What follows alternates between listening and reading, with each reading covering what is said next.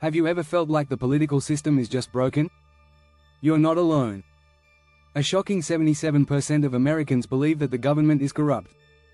That's nearly 8 out of 10 people. This deep distrust didn't happen overnight. It's the result of years of scandals, broken promises, and a feeling that the system only works for the rich and powerful. Consider this: in the past decade, trust in government has plummeted to historic lows, with only 19% of citizens saying they trust the federal government most of the time. Meanwhile, studies show that political polarization has doubled since the 1970s, pushing many to see each other as enemies rather than fellow citizens. In this video, we'll explore the reasons behind this collapse of trust. We'll dive into the history of broken promises and how media sensationalism fuels distrust. You'll learn about the rise of populism and what that means for the future of our democracy. And we'll look at potential solutions to rebuild the trust we've lost. Get ready to uncover the truth behind the political chaos and what it means for you. The system may be shaky now, but there's hope for a better tomorrow. Join us as we delve into the overdue collapse of trust in the political system. Chapter 1: Cracks in the Foundation. How we got here. The collapse of trust in our political system didn't happen overnight. It's been a slow burn. Over the years, cracks began to show, but they were often ignored. Political historian Francis Fukuyama once said, "Institutions decay when they stop serving the people who rely on them." That's exactly what's been happening. A system built to represent everyone has started serving only a few. Take the US, for instance. According to a 2020 Gallup poll, only 19% of Americans trusted the federal government to do the right thing most of the time. That's the lowest level in decades. But how did we get here? It's a combination of broken promises, growing economic inequality, and a widening gap between the political elite and the public. Politicians often campaign on bold ideas, but once elected, they fall back on maintaining the status quo. Think back to the financial crisis of 2008. Millions of people lost their homes and jobs. Banks got bailed out, but ordinary citizens didn't. The message was clear: if you're big enough, the system will save you. Everyone else is on their own. This kind of disparity is what fuels the feeling that the system is rigged. In 2019, a report showed that the top 1% of Americans own more wealth than the bottom 90% combined. When people see this kind of inequality, it's hard to believe that politics still works for them. Trust also eroded as the political system became more about power than people. This isn't just an American issue either. Across the globe, voters are becoming more skeptical. In the UK, Brexit was a direct result of people feeling like their concerns were ignored by a distant elite. Across Europe, populist movements have gained traction by exploiting this frustration. The collapse of trust isn't just a problem of today. It's been building for years, through scandal after scandal. Watergate in the 70s, the Iraq War, the Panama Papers, these events slowly chipped away at public faith. The question is, can it be fixed, or is this the beginning of a much larger breakdown? Chapter 2: The Illusion of Choice. Are elections broken? Elections are supposed to be the core of democracy. The people choose their leaders, and those leaders make decisions that reflect the public's wishes. At least, that's how it's supposed to work. But more and more people are questioning whether their vote actually matters. Let's start with gerrymandering. It's a strategy used by politicians to redraw voting districts in their favor. They carve up areas to ensure that their party has the best chance of winning. A 2021 study from the Brennan Center for Justice found that 95% of U.S. congressional districts are so gerrymandered that the outcome is almost predetermined. In other words, most elections are decided long before voters even cast their ballots. Then there's the issue of money in politics. In 2020, over $14 billion was spent on the U.S. presidential and congressional elections, making it the most expensive election in history. When you have that much money pouring into campaigns, it's easy to see why people think politicians are more concerned about pleasing donors than voters. The Supreme Court's decision in Citizens United, 2010, made it even easier for corporations and wealthy individuals to influence elections with unlimited donations. This isn't just an American problem either. In countries like India, political parties often spend millions on vote buying and influencing election outcomes. According to a 2019 study by the Association for Democratic Reforms, over 40% of India's parliament members faced criminal charges, including corruption. It's no wonder people are losing faith in elections when the system seems rigged from the start. But it's not just the mechanics of elections that are broken. The choices themselves are often limited. More and more, elections feel like a choice between the lesser of two evils rather than a genuine opportunity for change. In many countries, the political landscape is dominated by two major parties, leaving little room for alternative voices.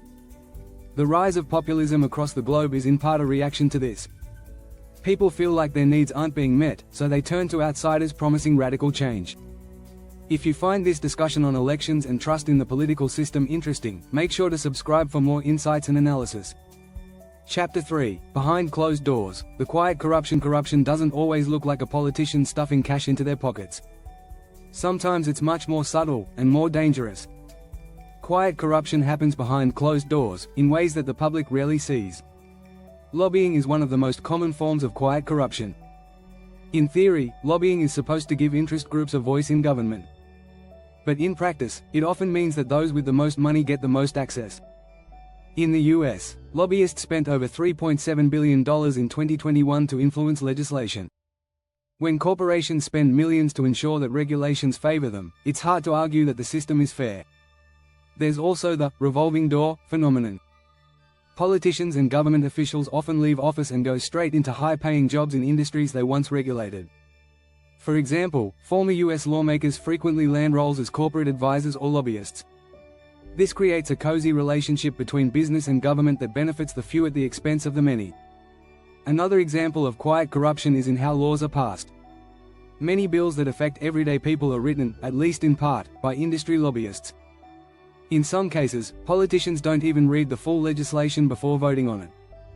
This is where powerful interest groups like pharmaceutical companies, oil companies, and tech giants exert their influence.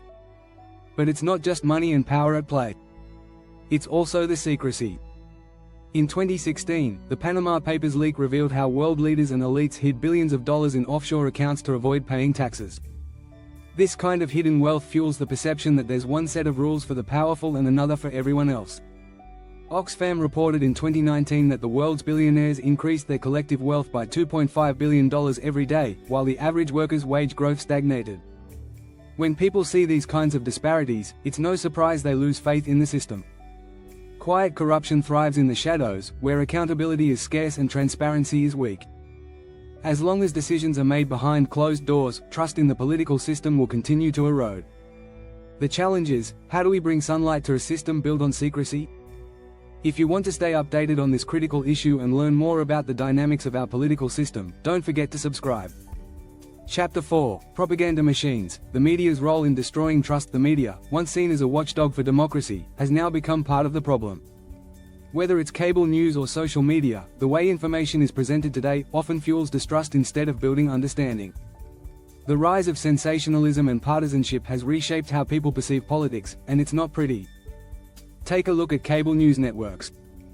They thrive on drama. Instead of reporting facts, they often spin stories to cater to specific audiences. A 2018 Pew Research Center study found that 93% of Fox News viewers identified as Republicans, while 95% of MSNBC viewers identified as Democrats. This creates echo chambers where people only hear what they already believe. There's little room for balanced perspectives when the goal is to fire up the base. Social media is no better. Platforms like Facebook, Twitter, and YouTube amplify sensational content. Algorithms push the most emotional, divisive posts to the top of people's feeds because they generate more engagement. A 2018 MIT study found that false news spreads 6 times faster on Twitter than true news. This is especially dangerous in politics, where misinformation can have real-world consequences. Take the 2016 US election. A study by Oxford University found that during the campaign, Russian bots and trolls spread divisive political content to millions of people. This wasn't just about spreading lies, it was about making people doubt the truth. When you can't trust what you see, it's easy to lose faith in the whole system.